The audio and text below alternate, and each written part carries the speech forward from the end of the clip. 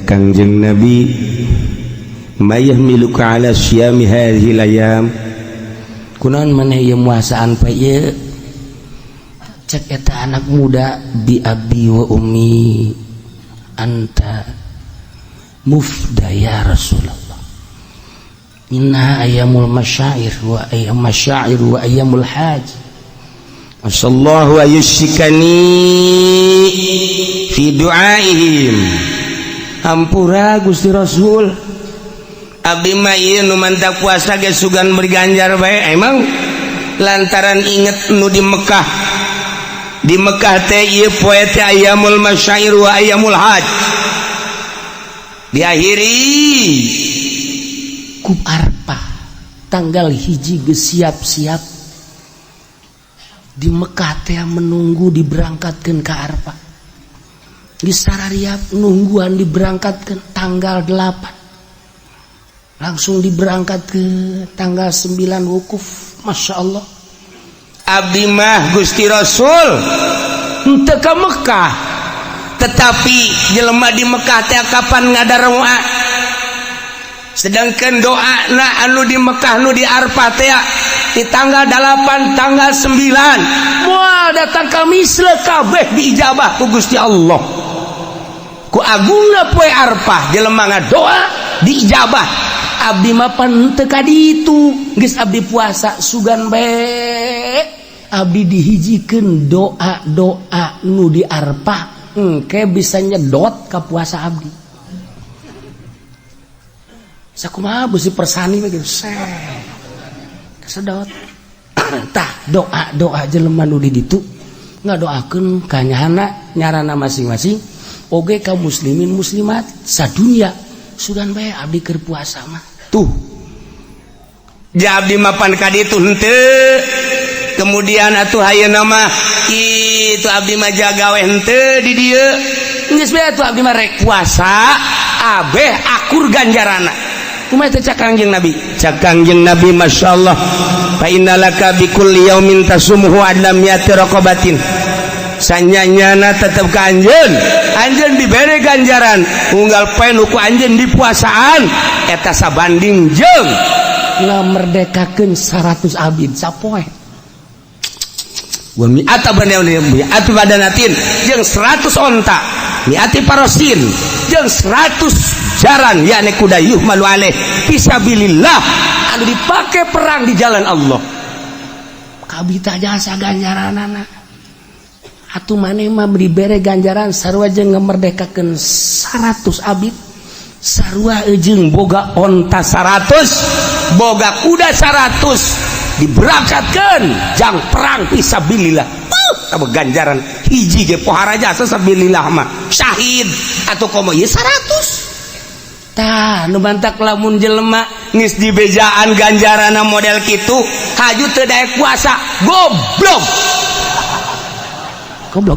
mah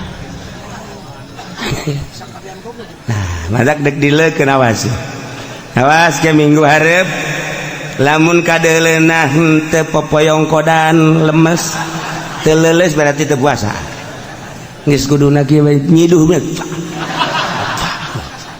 orenganan keluar di majelis mah ngarokok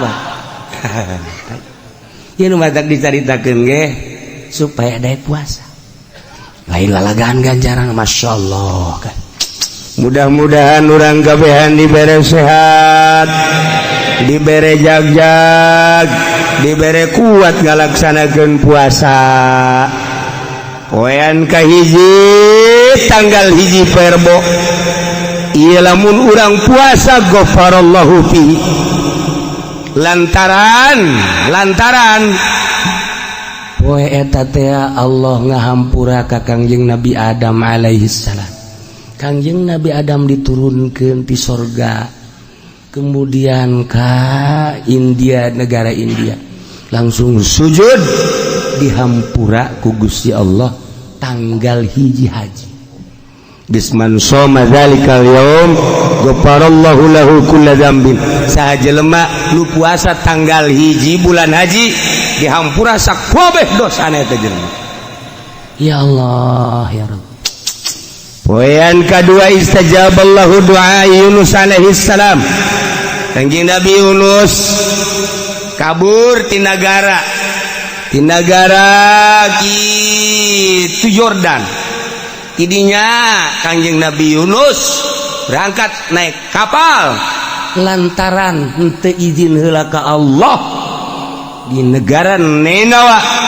Kanjeng Nabi Yunus disiksa ku Allah dengan cara diragagkeun ka laut. Diragagkeun ka laut, tapi lauk nun geus dititah ku Gusti. Hei lauk, hamba aing ngaran Yunus, poe ieu dek dibalangkeun.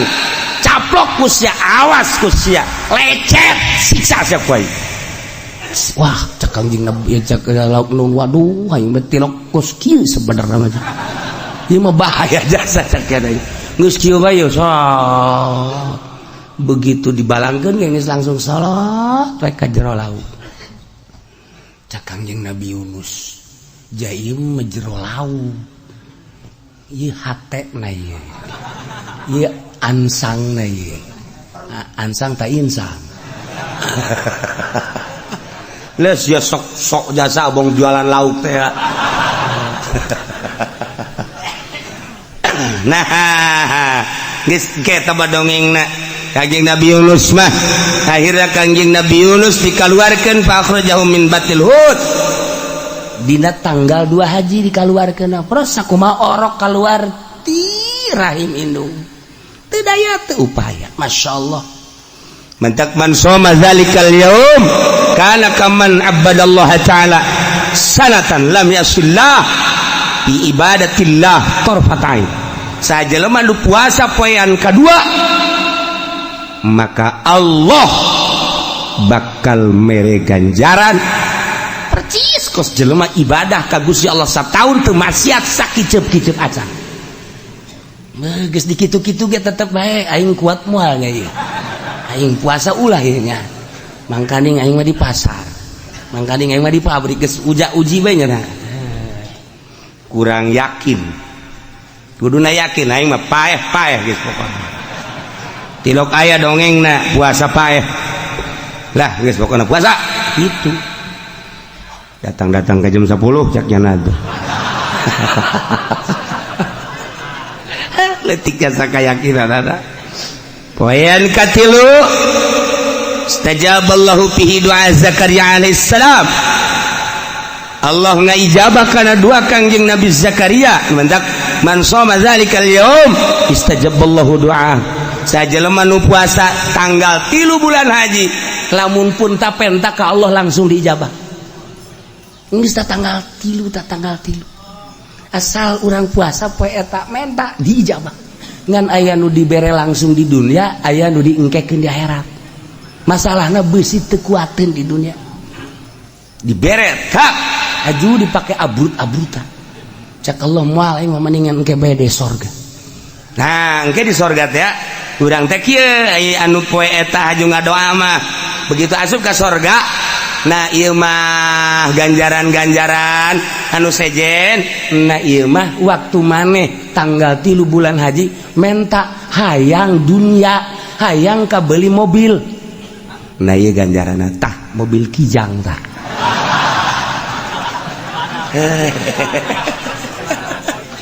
Protes jana ya Allah ya Rob atuh kijang ge baheula keur di dunia menjadi sorga ya kijang tinggalin ku batul ojol Gusti ojol jeung naon ya jeung Lexus we atuh pan baheula mentana kijang maneh henteu emang Gusti emang kajian kumaha Lexus bae Lexus ku murahna Gusti Allah dibere ulah Lexusnya tah kapal bae eta murah Gusti Allah dikitu-kitu ge tetep kuat moal aingnya ieu. Poe aya maksud dibere bebejak ieu ge ieu ai santri geus nyaho kula ge santri kiai atuh yakin geus nyaho. Ieu mah jang anu bangsa pedagang, budak sakola nu teu nyaranaok, nu tilok maca kitab lah. Aya kiai mah geus ge poho deui. Ieu mah mepelingan ieu mah. Poin kaopat al yaumul ladzi ulida fihi Isa alaihi salam Kangjeng Nabi Isa dilahirkan tanggal 4 bulan Zulhijjah di satu mansoma zalikal yaum sajelema nu puasa dina poe eta yakni tanggal 4 nafallahu anul basa wal faqra bakal dileugitkeun ka riweuh jeung kapakilan tanggal 4 masyaallah poean kalimat yaumul ladzi wulida fi Musa alaihi salam di mana Kangjeng Nabi Musa baheula dilahirkeun na tanggal 5 Zulhijjah geus mansoma zalikal yaum bari aminan nifaq min azabil gobri sajalema nu puasa dina tanggal 5 bulan haji bakal bebas tina penyakit nifaq jeung tina siksa kubur. Ieu penting ieu. Pilihan bae atuh urang tah. Tanggal hiji tanggal 2 ieu aing mah tanggal 5 bae geus lah. Resep jasa aing mah ieu. Enggak, tanggal hiji teu puasa, tanggal 2 tanggal 5. Mun ditanya apa sih tanggal 5 dong? Aing resep tah ganjaranna tah. Eta doang tah aing mah teh. Di sisa kubur selesai aing mah geus. Aduh, bedaknya gagah haiprak dipilihan puasana. Macem-macem bae. Poean kagenep al yaumul ladzi fatahallahu li nabiyhi fil khair. Allah mukakeun ka Gusti Allah ka nabina dina eta tanggal genep dibukakeun kana kahadean kemenangan geus manusa mah sajelema nu muasaan tanggal genep haji yanzurullah ilaihi berrahmah fala yu'adzabu ba'dahu abadan. Allah bakal mencerongkeun dengan penuh ka deudeuh jeung ka nyaah. Kulantaran Allah neuleukeun deudeuh jeung nyaah atuh moal disiksa salilana terus bae. Masyaallah ngadengekeun mah pohara. Puasa moal. Aduh Gusti Allah ganjaranna gede jasa ieu. Aduh ya Allah ya Rabbi. Aduh lah cenah kieu tahun kamari geus puasa ieu cenah kuali mah geus nyaho kuali mah eta ganjaranna tahun kamari geus tahun ieu moal ji beuki dibere beja mundur sama yaumus sabi al yaumul ladzi yughlaqu fihi abwabu jahannam wa la tuftahu hatta tamdiya yaumul ashr.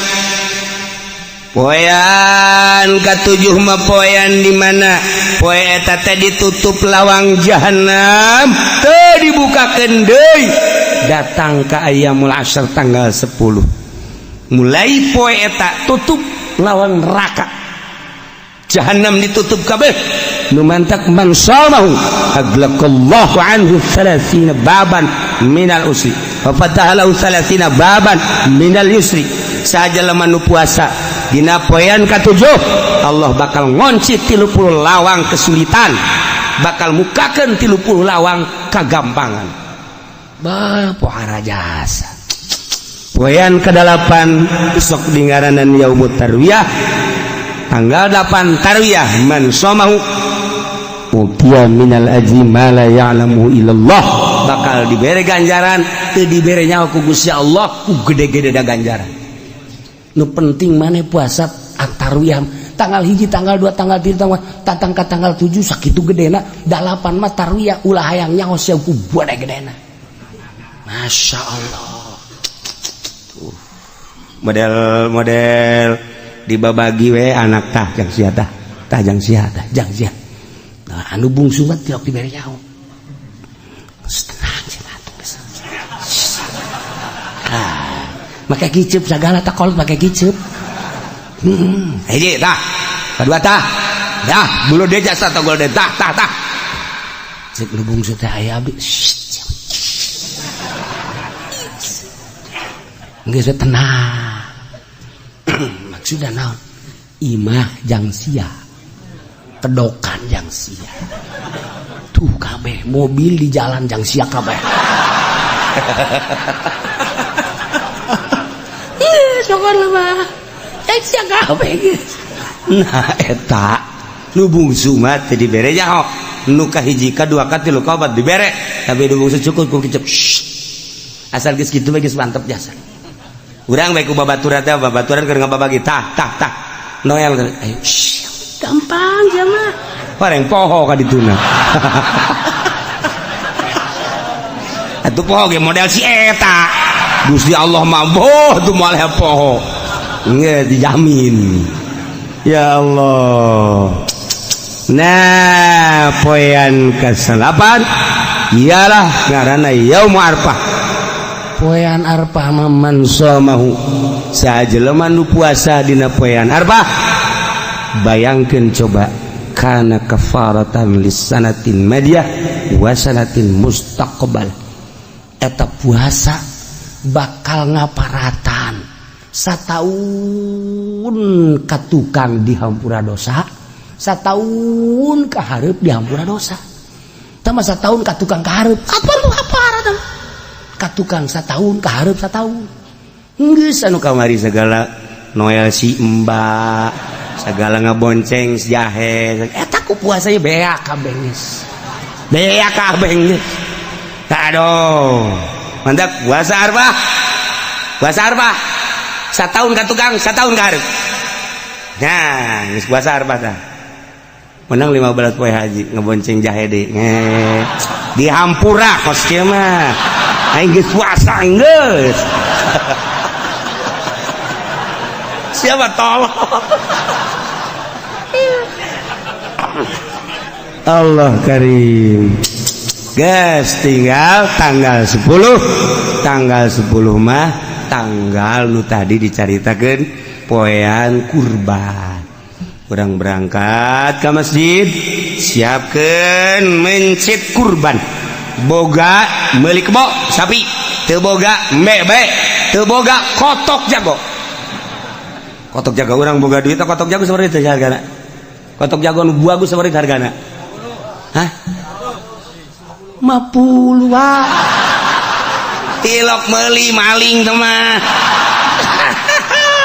orok di jauh Masya Allah masa 50.000 aing nggak borong gos gitu mah ini kotok jago set bagus pencit set asakeun beres asakeun embrakeun di tengah imah panggil pemajikan jeung anak ya orang korban ya cak anakna bah ai korban mah didikeun ka batur dikeun ka sa atuh kanu susah di negara ieu sanu leuwih susah abah sia nyaho cak anakna heuh oge nya makanan ye sia sok macem-macem lembur ieu pang susahna abah sia geus bener beres atuh kitu mah bah beres niat korban guys asan dilaksanakeun nu eta Gusti Allah nah ieu mah maksudna dicaritakeun padahal unggal tahun urang supaya tergugah deui padahal mah geus nyaraho komo nu sok maca kita mah kajeun iman nambah keyakinan jeung kesempatan dalam rangka urang ngalaksanakeun puasa.